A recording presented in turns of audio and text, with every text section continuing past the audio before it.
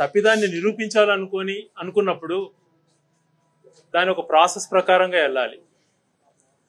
అలా కాకుండా రాజకీయ దురుద్దేశంతోనే వెళ్ళాలని ఆలోచన చేయడం దురదృష్టకరం.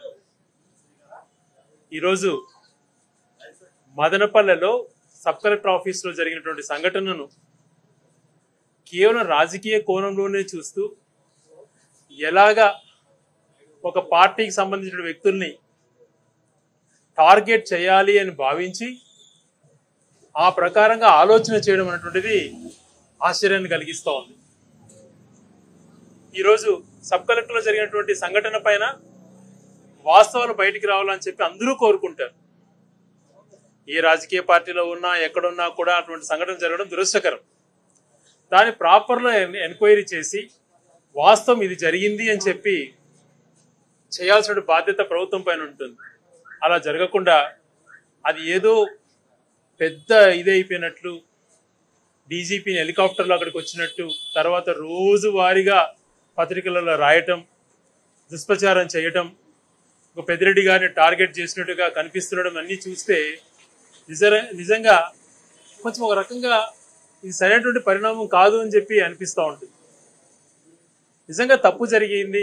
అక్కడ ఆ రికార్డ్స్ ఏదైతే అక్కడ దగ్ధమయ్యాయో ఆ రికార్డ్స్ తహసీల్దార్ ఆఫీస్లో ఉన్నాయా లేదా అని చెప్పినట్టు విషయం చెప్పాలి. కలెక్టర్ ఆఫీస్లో ఆ రికార్డ్స్ ఉన్నాయా, కేవలం ఆడియో ఆఫీస్లోనే పరిమితమైనాయా అన్న విషయం బయటకు చెప్పాలి. అలాగే ఆ రికార్డ్ CCL ఆఫీస్లో ఉన్నాయా లేదా అన్న విషయాన్ని చెప్పాలి. నాకు తెలిసినంత వరకు ఒక సబ్ కలెక్టర్ ఆఫీస్లో కానీ ఆర్డీఓ కార్యాలయంలో కానీ ఏది కూడా డైరెక్ట్గా నిర్ణయం తీసుకునే దానికి ఉండదు. తహసీల్దార్ ఆఫీస్లో కొన్ని నిర్ణయాలు తీసుకోవచ్చేమో కానీ ఆర్డీఓ ఆఫీసు కేవలం తహసీల్దార్ ఆఫీస్లో ఏదైనా కానీ ప్రాసెస్ అయినప్పుడు ఆ ప్రాసెస్ రికార్డ్స్ ఆర్డీఓ ఆఫీస్కి వస్తాయి, ఆర్డీఓ ఆఫీస్ నుంచి కలెక్టర్కి వెళ్తాయి. అలాంటివి జరుగుతూ ఉంటుంది. మరి అక్కడ జరిగినటువంటి సంఘటనలో ఆ ఉద్యోగి ఎందుకున్నాడు, ఎవరైతే గౌతమ్ తేజ్ అనే వ్యక్తి, చాలా మంది అతను ఆ ఉద్యోగి తెలుగుదేశం పార్టీ సానుభూతి పరుడని కూడా చెప్తూ ఉంటారు. మరి అంత మాత్రాన్ని ఈరోజు చంద్రబాబు నాయుడు గారికి దానికి సంబంధం ఉందని చెప్పి మేము కూడా మాట్లాడిండొచ్చు. కానీ అలా మాట్లాడడంలే. మాకు కూడా అనుమానాలు కలుగుతున్నాయి. ఇన్ని రోజులు ఎందుకు ట్రాక్ చేస్తున్నారు, వాస్తవాలు ఎందుకు బయట చెప్పట్లేదు అని చెప్పి. కేవలం పుంకలుగా రోజు ఒక ఆర్టికల్స్ రాయడం, పెద్దిరెడ్డి రామచంద్రారెడ్డి గారు మిథున్ రెడ్డి అనటం, స్థానిక నాయకులు ఏదో చేశారు, వైసీపీ వాళ్ళు చేశారు అని చెప్పి మాట్లాడుతుండడం చూసి మేము కూడా ఈరోజు మాట్లాడాల్సి వస్తాం.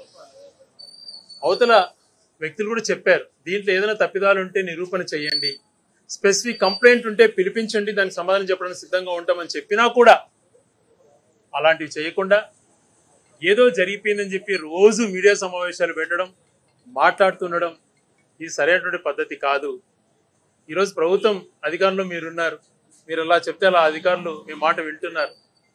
ప్రాపర్గా పలాని వ్యక్తి పలాని సర్వే నెంబర్లో ఈ తప్పు ఉంది, ఈ తప్పును వాస్తవాలు ఇవి అని ఎందుకు మీరు చెప్పలేకపోతున్నారు అని చెప్పి ప్రశ్నిస్తున్నాం. అలా చేసినప్పుడు దానిపైన గౌరవం పెరుగుతుంది. కానీ ఇలా చేసుకోవడానికి నిజంగా ఇలా చేస్తే దీన్ని రాజకీయ కోణంలో జరుగుతోంది అని చెప్పి ఇప్పటికే అందరూ నిర్ధారించుకున్నారు. ఇంకొక అంశం కూడా ప్రభుత్వ పరంగా ఈరోజు అనేకమైనటువంటి మేనిఫెస్టోలో చెప్పిన అంశాలు ఏది కూడా 2 నెలల పైన గడిచినా కూడా విధి విధానాలు నిర్ణయించట్లేదు, ఫలాని ఇస్తాము అని చెప్పేటువంటి ధైర్యంగా లేకపోతున్నారు. ఈరోజు స్కూల్స్ తెరిచి 2 మాసాలు అయిపోయింది. అమ్మఒడి గైడ్లైన్స్ ఇచ్చాము అని అన్నారు, లేదు మళ్ళీ అది మావి కాదు అంటున్నారు. అందరికీ అమ్మఒడి ఇస్తారా? బడికి పోయేటువంటి పిల్లలు, అది ఇంగ్లీష్ మీడియం కానీ తెలుగు మీడియం కానీ ప్రైవేట్ స్కూల్ కానీ గవర్నమెంట్ స్కూల్ కానీ ఎంతమంది పిల్లలు అంటే అంతమందికి ఇస్తున్నారా లేదా అన్నటువంటి విషయాలు ఇప్పటికీ స్పష్టం చేయలేకపోతున్నారు. ప్రతి మహిళలకు 1500 రూపాయలు 18 ఏళ్ళు దాటిన తర్వాత 60 ఏళ్ళ వరకు ఎప్పుడు డబ్బులు వస్తాయా అని చెప్పి వాళ్ళు ఎదురు చూస్తున్నారు. కాపు నేస్తం గతంలో తీసుకున్న వాళ్ళు, ఈబీసీ నేస్తం తీసుకున్న వాళ్ళు, చేయూత తీసుకున్న వాళ్ళు, వీళ్ళంతా కూడా మహిళలు 45 దాటిన వాళ్ళు.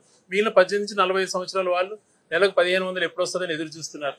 వాళ్ళ విషయాలపైన తేటతెల్లం చేయాలి. ఇటువంటి విషయాలు మాట్లాడకుండా ఇవన్నీ కూడా రేపు సంవత్సరం చేస్తాం, ఈ సంవత్సరం చేయమనంటే ఒక్క సంవత్సరం ఎంత నష్టం ప్రజలకు చేసిన వాళ్ళు అవుతారు.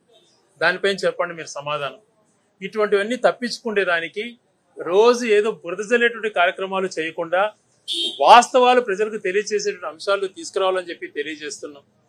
ఈరోజు స్పెసిఫిక్ కంప్లైంట్స్ ప్రజల తరపున, ఓకే నా భూమి ఇది, నాది ఇలా అన్యక్రాంతమైంది, నాది పలానోళ్ళు తీసుకున్నారని చెప్తే దానిపైన ఎంక్వైరీ చేయండి, దానిపైన అవతల వ్యక్తి కూడా సమాధానం చెప్పాల్సిన బాధ్యత ఉంటుంది.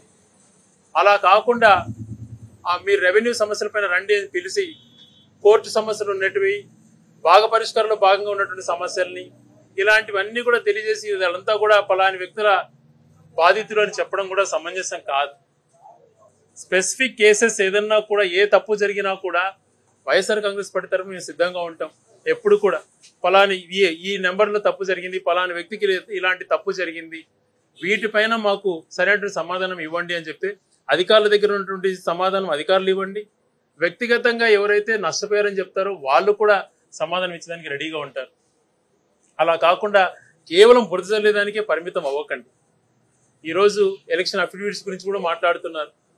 చెప్తున్న ఎలక్షన్ అఫిడవిట్లో ఏదైనా తప్పులు ఉన్నా కూడా అన్నీ కూడా మేము మెన్షన్ చేసాం, పలానా తప్పు ఉందని చెప్పండి, నిరూపణ మేము దానిపైన సమాధానం చెప్తామంటే కూడా వినకుండా రోజు క్యారెక్టర్ అసెసినేట్గా చేయడం అటువంటిది సమంజసం కాదు అని చెప్పి తెలియజేసుకుంటూ, ప్రభుత్వ పరంగా ఈరోజు ఉండొచ్చు, అధికారం ఉండొచ్చు, మీ దగ్గర ఏదైనా కూడా చేసేదానికి ఆస్కారం కలిగి ఉండొచ్చు, అంత మాత్రం దాన్ని తప్పుదోగా వాడుకోకూడదు.